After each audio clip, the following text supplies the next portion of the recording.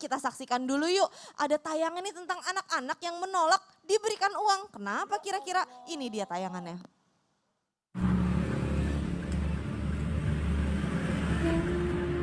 Ambil aja.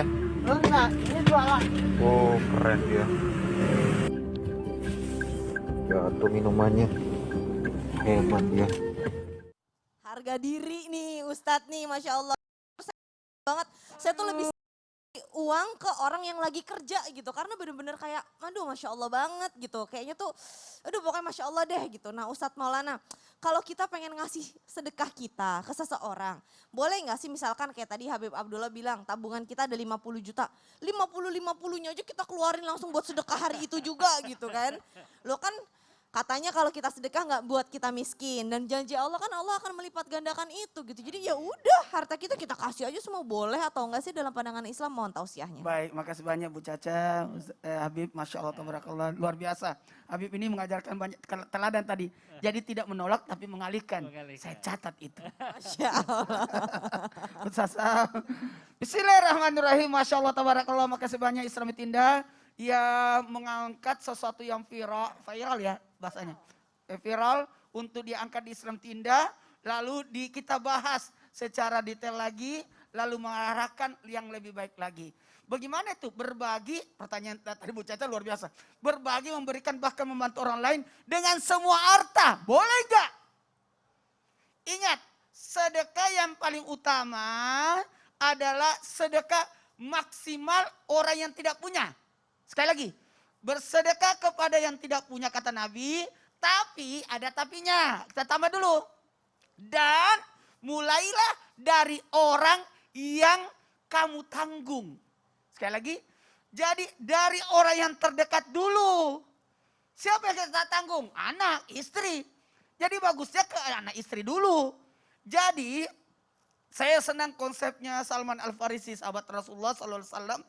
Ya, yang membagi 3. Sepertiga buat dirinya, sepertiga buat keluarganya, sepertiga baru dibagi. Kenapa? Karena ada hak buat diri kita. Ada kebutuhan pribadi kita. Kemudian ada hak keluarga kita. Kemudian barulah kita berikan. Maka disebutkan hendaklah seorang memilih untuk bersedekah dengan, sekali lagi, kelebihan dari hartanya. Sekali lagi, kelebihan dari hartanya. Zakat aja 2,5%, itu pun ada haul dan nisabnya kan. Nah, sedekah itu memang lebih dari kita yang punyai, dengan sesuatu yang jadi ibaratnya Masya Allah masih kita butuhkan. Dan ingat, menyisihkan secukupnya untuk dirinya, karena ada catatan ini, ada catatan. Kenapa sih buat diri kita? Kenapa sih buat keluarga kita? Supaya tidak jadi fitnah. Fitnah apa? Menjadi fakir, menjadi pengemis. Mau nggak kita bagi-bagi tapi keluarga kita berantakan? Nggak mau, nauzubillah min dzalik. Mau nggak kita bagi-bagi tapi keluarga kita kekurangan? Nggak mau. Salah, harusnya penuhi dulu kebutuhan kita, kebutuhan keluarga kita. Kalaupun ada lebihnya, itulah yang kita bagi-bagi. Jangan sampai justru kita membagi, tapi justru yang terlantar adalah keluarga dekat kita. Maka janganlah meninggalkan ahli warismu dalam, mohon maaf, dalam keadaan kaya lebih baik. Sekali lagi, kasih catatan, kaya lebih baik. Kenapa? Karena ketika kita meninggalkan kerabat atau ahli waris kita, atau orang terdekat kita, atau anak keturunan kita dalam keadaan miskin, justru akan menghinakan.